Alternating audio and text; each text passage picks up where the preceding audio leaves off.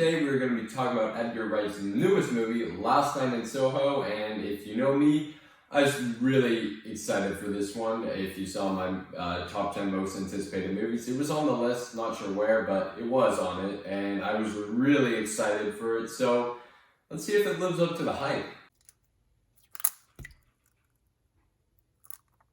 Cracked Egg Reviews. Alright, I want to talk about some good things about Last Night in Soho. So first off, I want to talk about the editing. Of course, Edgar Wright uses the masking effect quite a bit in his movies. In this one, not so much, but you still see it quite a bit, and I love that about his movies and loved it about this movie. I also really like the mirror scenes where Thomasin McKenzie and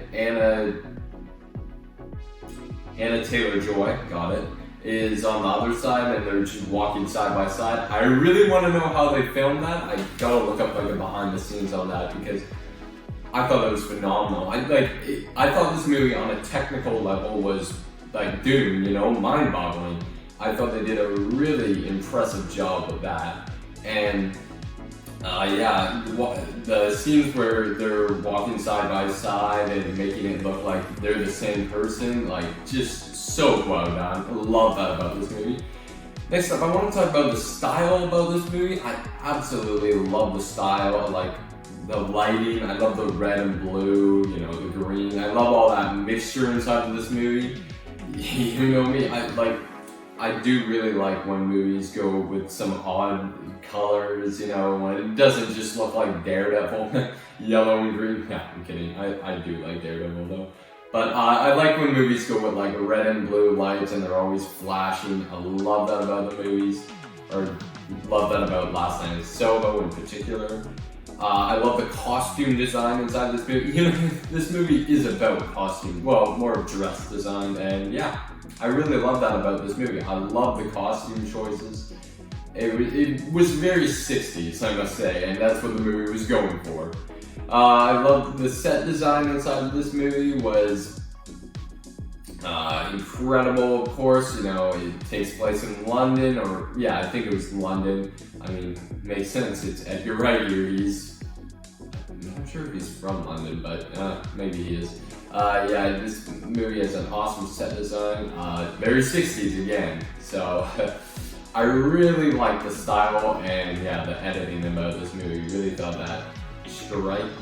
The next thing I thought that was really good was Thomasin McKenzie. I really liked her inside of this movie. I thought she was really quirky inside of this. I had a lot of fun watching her as the main character because in Jojo Rabbit she was more of the side character. Still really fun, really liked her, so I was excited to see what she would do next in Last Night in Soho. Well, that's a perfect movie to do. I thought she was really fun inside of this movie. I had a lot of fun watching her, I must say. And same with Anna Taylor-Joy. I thought she was awesome in this one too. She's very mysterious, I should say, in all her movies or whatever they're called. The Witch, very ominous inside of there. I really like her as an actress, whatever. I really like her inside of movies and shows. I thought she was really good inside of this one too. Really, mysterious. Alright, now it's time to talk about some bad stuff because I don't want to make this video too long. The bad about this movie, the third act, I must say, going into this movie, I heard some bad stuff about the third act, and seeing it for myself, it might have dampened my experience watching it just due to knowing that it had a bad third act. And it's not bad, but it's not it didn't feel like the movie itself. The movie was trying to get a message across about just men treating women badly, but then there was also the girl was treating Thomasin McKenzie badly. So I was I guess it's just people treating girls badly, and I think that was a good message inside of that.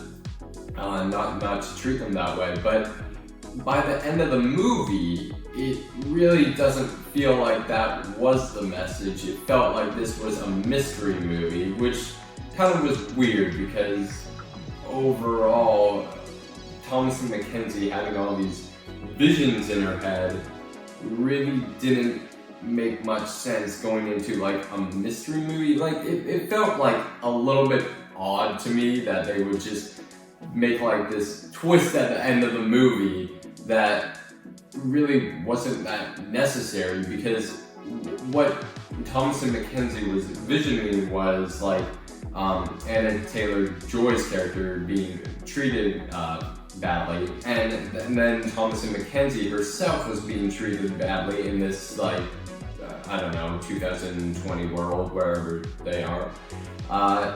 So I didn't really understand why they would put a twist that has to do with murder at the end, when this movie could have just had the visions as like fiction. I think that would have been much better than doing what they did, but oh well.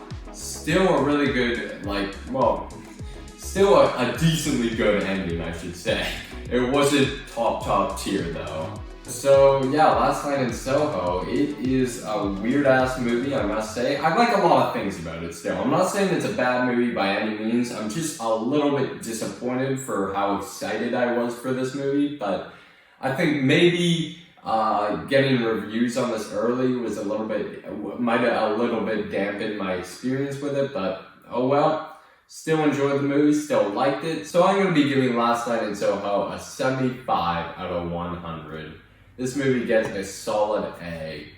So it's still a good movie, you know, like I don't think it's like a bad movie by any means. I don't think it's even a decent movie. I think it's a good movie, it's well made, it's well thought out. I just think the ending of it not the ending, the third act in general could have used a little bit of like Edgar Wrights magic inside of it. Anyways, thanks for watching and see you guys later.